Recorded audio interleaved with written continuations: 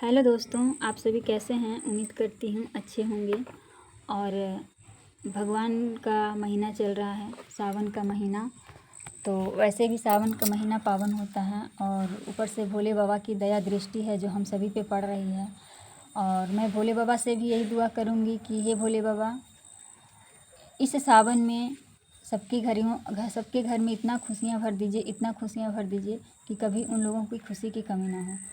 तो दोस्त कहते हैं ना कि जिसके घर में खुशी रहती है तो उसके घर में किसी भी चीज़ की दिक्कत नहीं होती है, क्योंकि इंसान को दो ही चीज़ का सामना करना पड़ता है, एक दुख की और दूसरा सुख की। तो दुख में तो लोग घबरा जाते हैं और सुख आते ही लोग बदल जाते हैं, क्योंकि आप सभी को पता होगा जिसके घर में दुख होता है वो लोग तो दुख में पड़े रहते हैं, लेकिन जिसके घर में सुख आता है वो लोग बदल जाते हैं, अपने आप को भाव दिखाने लगते हैं, तो अपने आप को बड़ा समझने लगते हैं। पर वैसा नहीं करना चाहिए, क्योंकि भगवान सबके घर हैं, भगवान सबके पास जाते हैं और भगवान की ही दया माने या जो भी माने, जो भी चीज़ होता है सब भगवान की मर्ज़ी से होता है। हर इंसान के घर में जो भी होता है, जो भी कदम होती है वो सारा भगवान की ही मर्ज़ी से होती है, लेकिन हम सभी को पता नहीं चलता है। तो दोस्तों, खैर ये सब बातों को साइड में रख करके मैं कुछ बताने जा रही हूँ, क्योंकि आज मैं हॉस्पिटल जाने वाली थी तो नहीं गई, क्योंकि आप सभी को पता होगा कि शनिवार को हमारा ऑपरेशन हुआ था।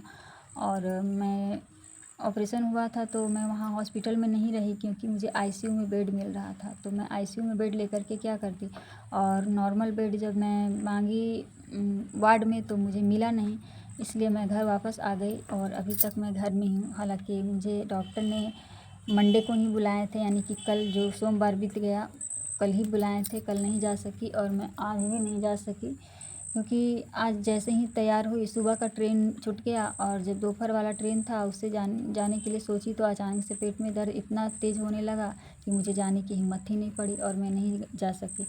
तो दोस्त, मैं उम्मीद करती हूँ कि कल जाऊँगी और मैं यही भगवान से प्रार्थना करती हूँ कि हे भगवान, क्या मेरे ही नसीब में इतनी सारी दुख लिखे थे, क्या मेरे ही साथ ऐसा होता है और बार बार मेरे साथ ऐसा क्यों होता है।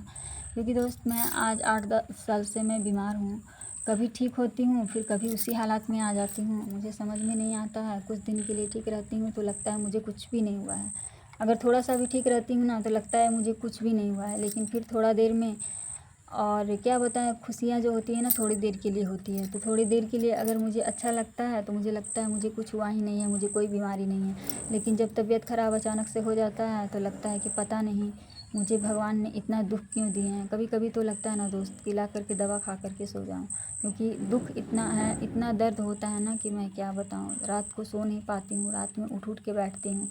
और आप सभी को पता होगा कि किडनी का ऑपरेशन बहुत ही, मतलब क्या मैं बताऊँ, मुझे अब किडनी का ऑपरेशन हुआ है तो पीछे साइड से, बैक साइड से हुआ है, जिसमें मुझे उठने में, सोने में, बैठने में भी दिक्कत होता है।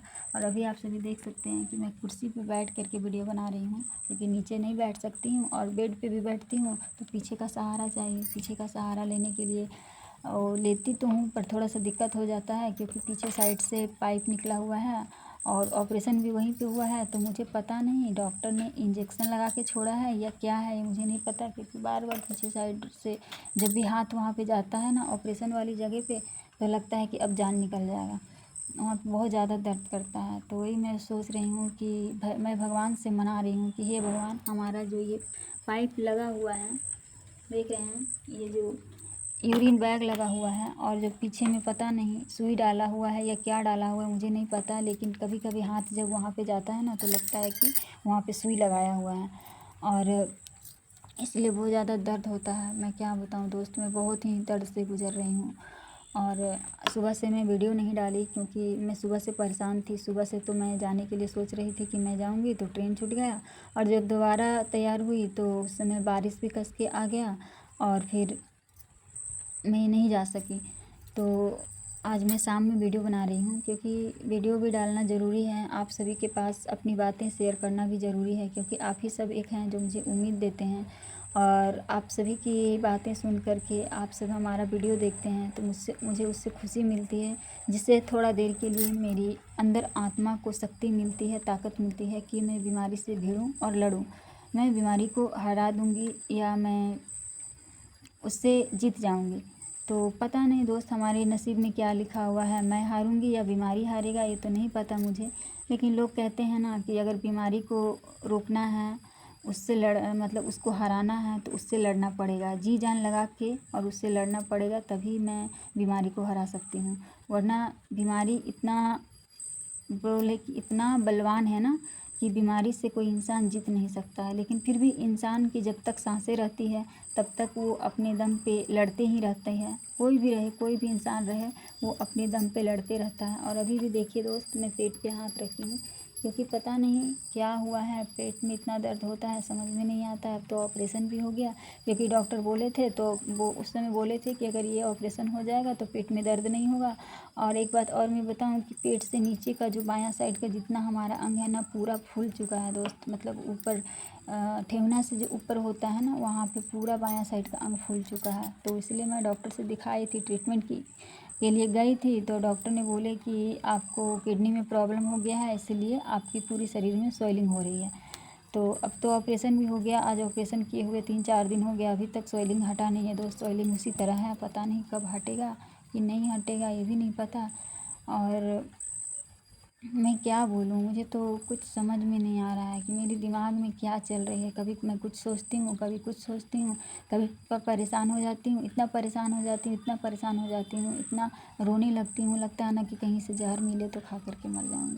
क्योंकि इतना दर्द होता है ना दोस्त, बर्दाश्त ही नहीं होता, इतना दर्द होता है कि मैं क्या बताऊँ। मैं बहुत बर्दाश्त करके रहती हूँ, क्योंकि अब मैं कर भी क्या सकती हूँ। इस बर्दाश्त करने के सिवा हमारे पास दूसरा कोई चारा ही नहीं है जो मैं कुछ कर सकती हूँ।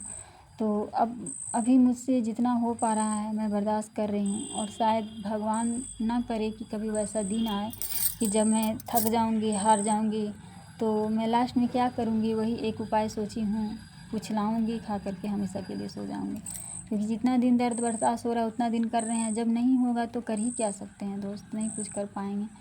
तो आप सभी से एक उम्मीद यही है दोस्तों कि आप सभी हमारे वीडियो को पूरा फुल वॉच कीजिए और प्लीज़ मुझे सपोर्ट कीजिए दोस्त। मैं अभी बहुत ज़्यादा मैं दुःख में हूँ, बहुत ही ज़्यादा दुःख में हूँ और बहुत ज़्यादा कष्ट में भी हूँ। जितना कष्ट होता है ना दोस्त, उतना ही दुःख भी होता है। पर मैं क्या बताऊँ, किससे बताऊँ, किसको शेयर करूँ। लोग कहते हैं ना, अपनी अंदर की बातें, अपनी दुःख की कहानी किसी से शेयर नहीं करना चाहिए, क्योंकि शेयर करने से लोग सुनते तो हैं पर कुछ करते नहीं हैं। सुनने के बाद जहाँ तक होता है लोग मजाक उड़ाते हैं और कुछ करते नहीं हैं। लेकिन सभी इंसान ऐसे नहीं होते हैं कि सभी इंसान मजाक उड़ाते हैं। कोई कोई ऐसा होता है जो किसी की दुःख की घड़ी में मजाक उड़ाता है उसका, लेकिन ऐसा नहीं होना चाहिए।